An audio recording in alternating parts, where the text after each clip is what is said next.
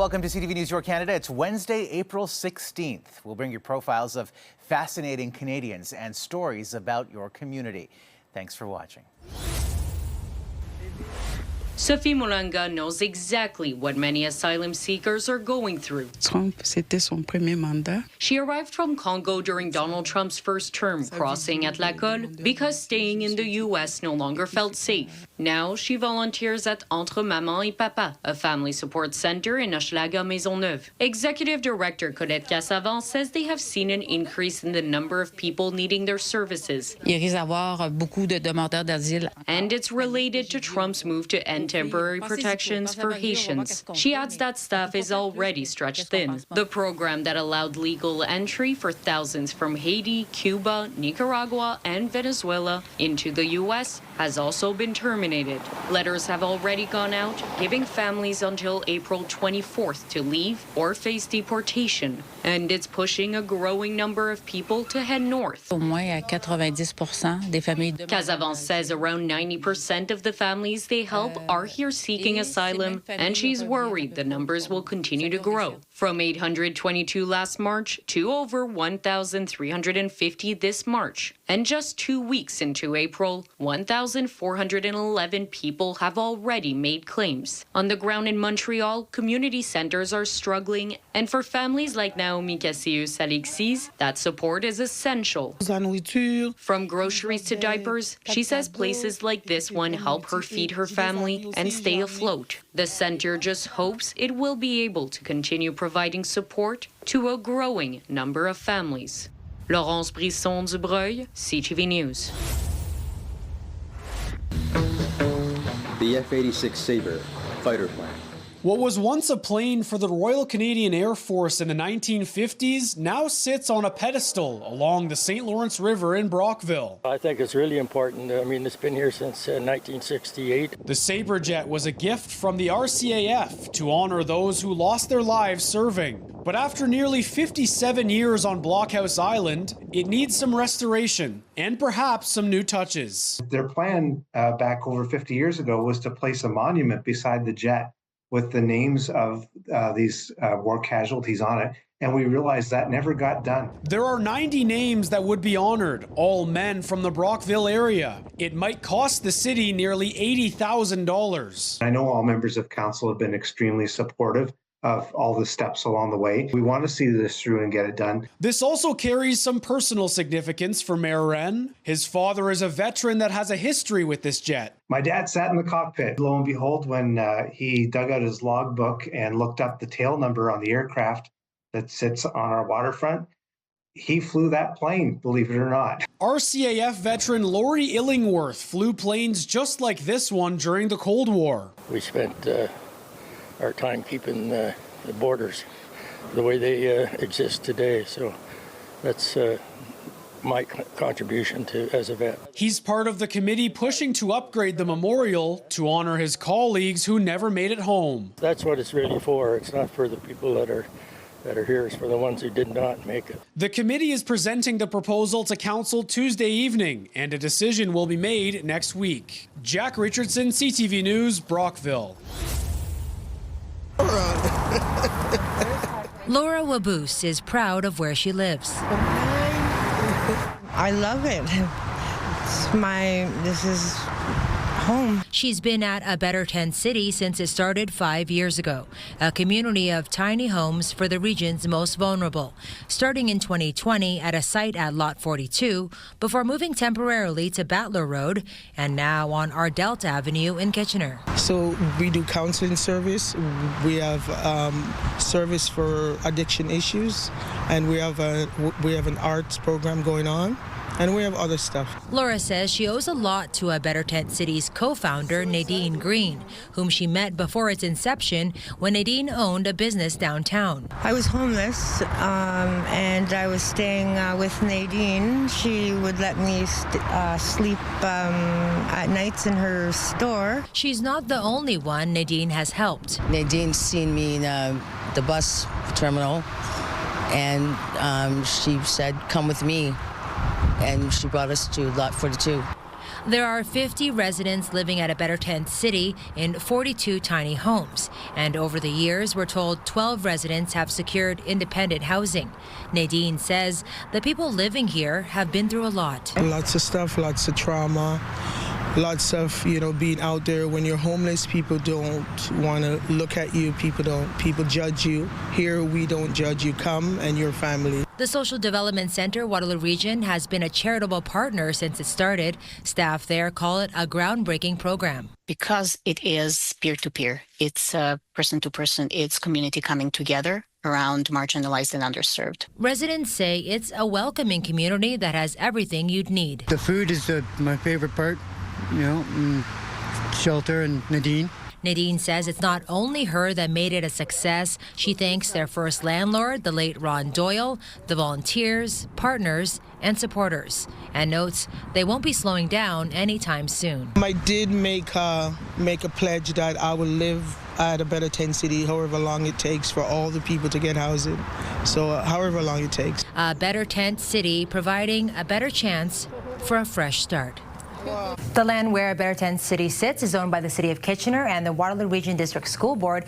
Back in 2023, their land use agreement was extended. It's a temporary agreement, so it'll be up again for renewal this May. Tony. Okay, Heather Centerin on that milestone. Heather, thank you.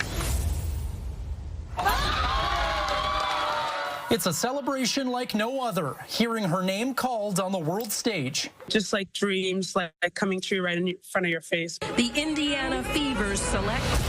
Yvonne Ejim is the first Calgarian drafted to the Women's National Basketball League. Selected 33rd overall by the Indiana Fever, the 23-year-old capped off an incredible collegiate career with the Gonzaga Bulldogs this season, becoming the all-time leading scorer in program history. To be able to be a landmark, a first of many to come, that's always been my goal, to come back and, be an inspiration. Yvonne becomes both the inspiration and North Star for a lot of those athletes, but also proof of concept for development programs. Ejim began her basketball journey here in Calgary with the Genesis League. She played extensively for Alberta's provincial team, capturing a silver medal at the Under-17 National Championships, and dominated at Calgary's Edge School in her grade 12 year.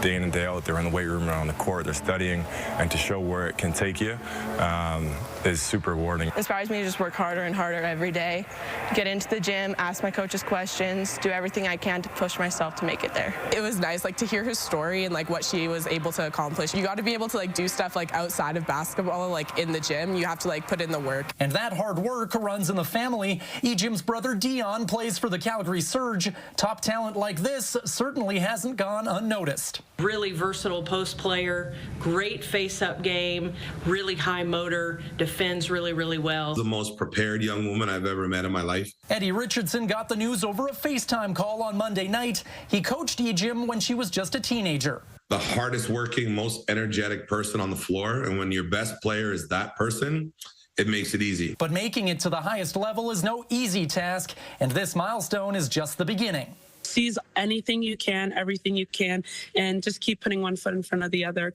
Mark Villani, CTV News, Calgary. Well-known retired radio announcer Mel Dahl is training to take over as executive director of the Sudbury Food Bank.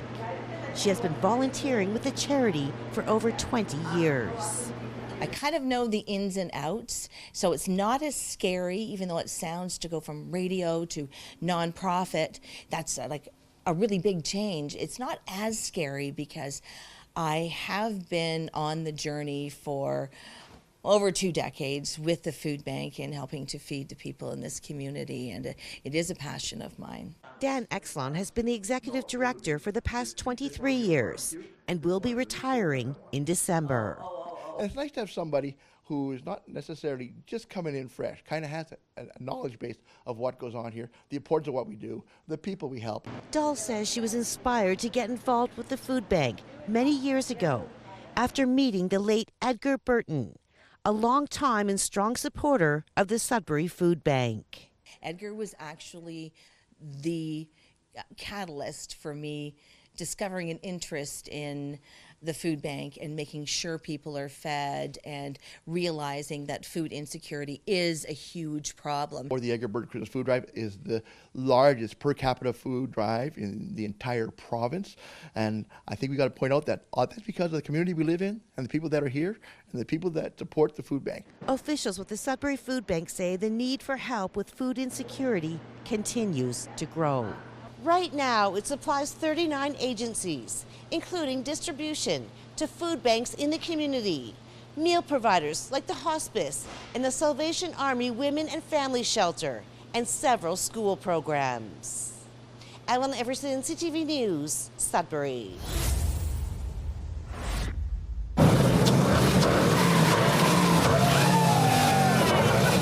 It's the sound that never gets old, especially for 83-year-old Paul Mayu, who lives at Seasons Retirement Home in Bell River. Far more than just a member of the Mustang Club, he's a VIP.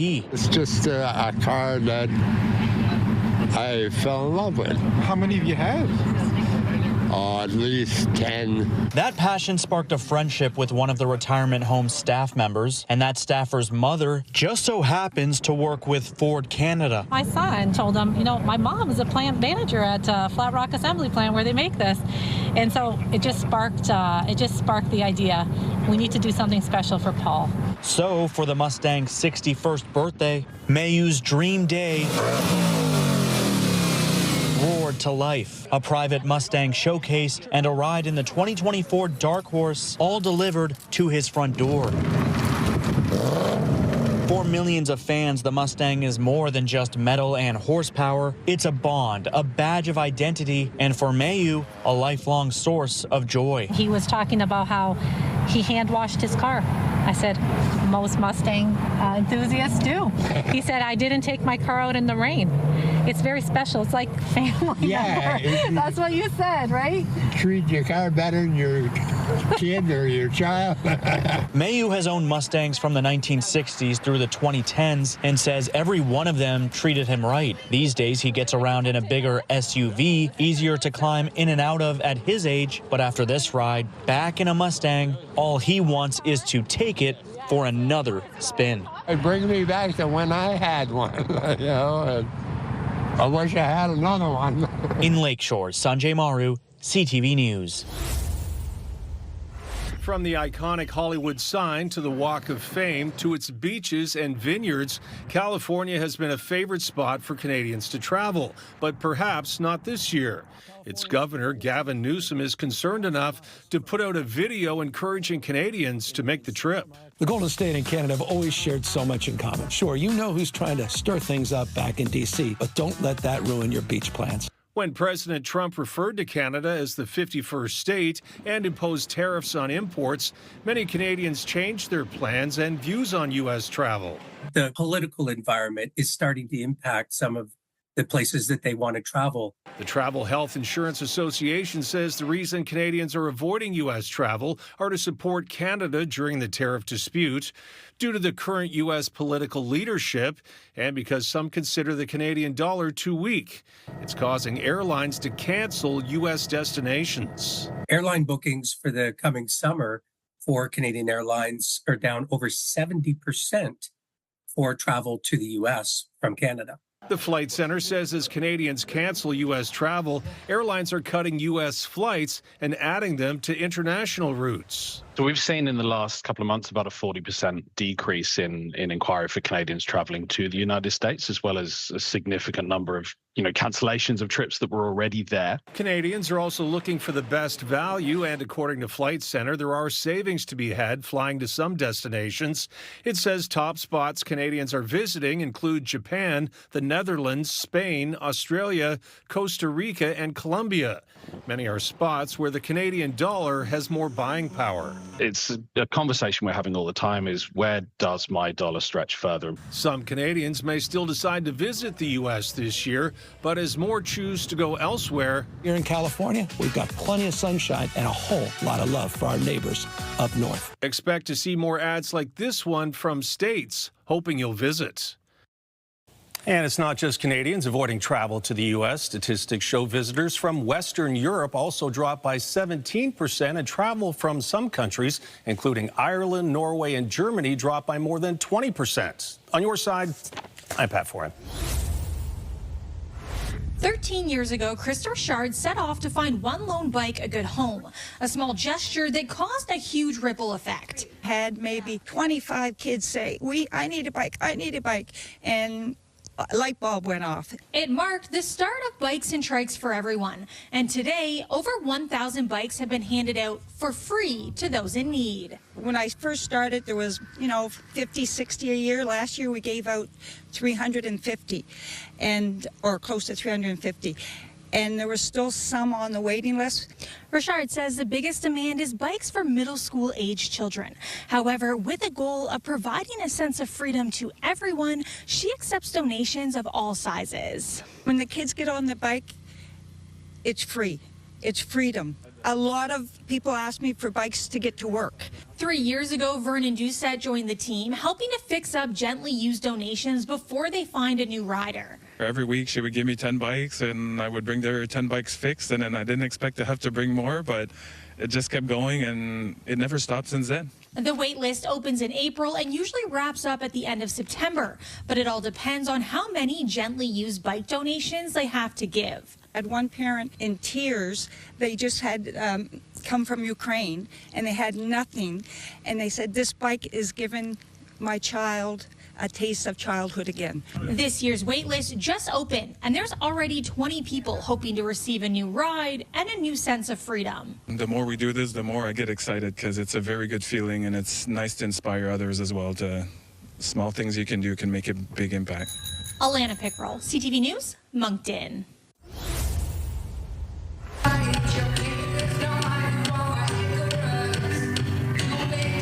McKenna, giving his closest fans a preview of new music from his first major project. It's a lifetime of work put into a selection of songs set to be released this summer.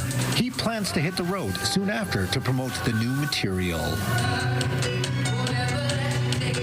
I'm doing a tour across the Western Canada for a month this summer, basically heading down to Alberta, then down to BC and just stopping all the way throughout. In 2023, Indigenous Circle met with McKenna, who had just returned from the World Championships of Performing Arts in California. Since then, he has explored other avenues before eventually returning to music. Guys, 2025, I'm officially a signed artist. In February, McKenna signed with Remedy Music Label, an independent label based in Saskatoon. He says it's a great fit as they are an artist-first company, offering the production and training needed to create quality music, along with the supports needed for a healthy pursuit in the music industry. They offer a lot of subsidized services for the artists that work and are signed by their label. So they do a lot of good with the artists and stuff, and including this tour that I'm going on, 2 weeks of it is with them. So they take their artists on tour and they put a lot of work into them.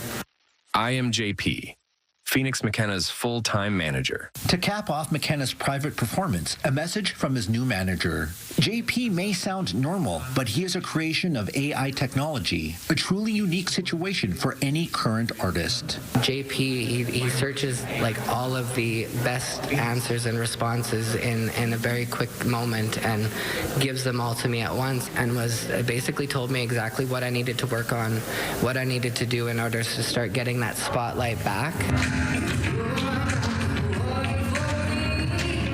McKenna's music will begin appearing on streaming services at the end of April. He plans to collaborate with other artists in growing as a musician, hoping to inspire others to overcome their obstacles and pursue the things they love.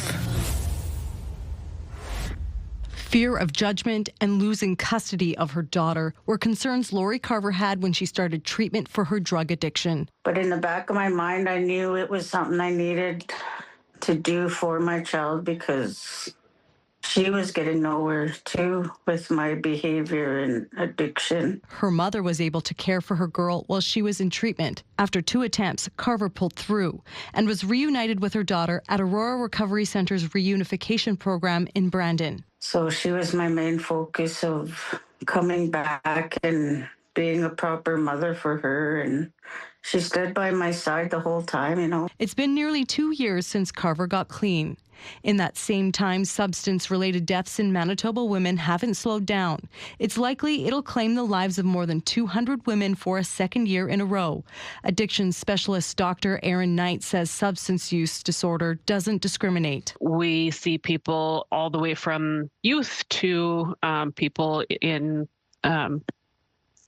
postmenopause kind of areas of life. But for women who are pregnant or parenting, Knight says there are added pressures to accessing treatment, like stigma and shame, navigating child and family services, or finding childcare. If they are the primary caregiver for a number of children, getting to appointments in terms of transportation, taking 3 or 4 kids on the bus to the pharmacy every day can be a barrier. Knight says there are not a lot of options for treatment centers in Manitoba where families can stay together from the start. 2, 3. Soon, the Ann Oak Family Recovery Centre will add up to 70 beds for women only and an on-site daycare. Scott Oak says they're just waiting for the land transfer and lease agreement, which is coming in days or weeks. He says it can't be built soon enough. For every day, the Ann Oak Family Recovery Centre is not up and running. Women are dying and families are being torn apart. So it's critically important we start as soon as humanly possible. Carver understands the importance of daycare. She now provides childcare at the very program she completed, a job she's come to love because she's making a difference for other moms. It gives them their time to learn while, like, they have programming here, so they bring their children to the child minding room where we take care of them. Now, the province announced $1.5 million for the Ann Oak Family Recovery Centre today. How will this new centre work with the existing Bruce Oak Recovery Centre for Men? So, Marilee, that opened 4 years ago, and Scott and his wife Ann founded Bruce Oak in honor of their son. At that time, they promised that they would open a centre that would run in a similar way for women. Now, Ann has since passed away, and her husband Scott said today this is her legacy, and her spirit will endure at the Women's Centre just as their son's does at the men's. All right, thanks for this, Michelle. She was just so full of life. As Karen Harrison looks back at pictures from her past, she recalls her perennial birthday wish. I'd blow out the candles and I'd wish for the same thing. I just need to find the love of my life. It happened every year from the age of 6 until the day she turned 50, when she decided to stop wishing. I think I had started to lose hope. Well, Karen was grateful to have finally found comfort in the life she'd created for herself. To me, it was a bit of sadness around it. But then, a month later, Karen found herself looking through old yearbooks after receiving a friend request from an old classmate, John Evers. We were both always very shy, and I could never approach her.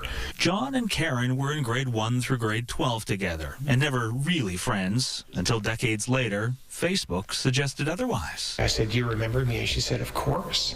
It was, a little heart skipped a beat. The connection was instant, the conversation effortless, and despite living provinces apart, Karen and John couldn't have felt closer, until, a couple months later, they finally met again. In person. She walked in the room and it was like, oh, my soul has finally found its other half. I found someone who understood me. These are happy tears. Oh, yeah. Over the next year, they moved to the same city.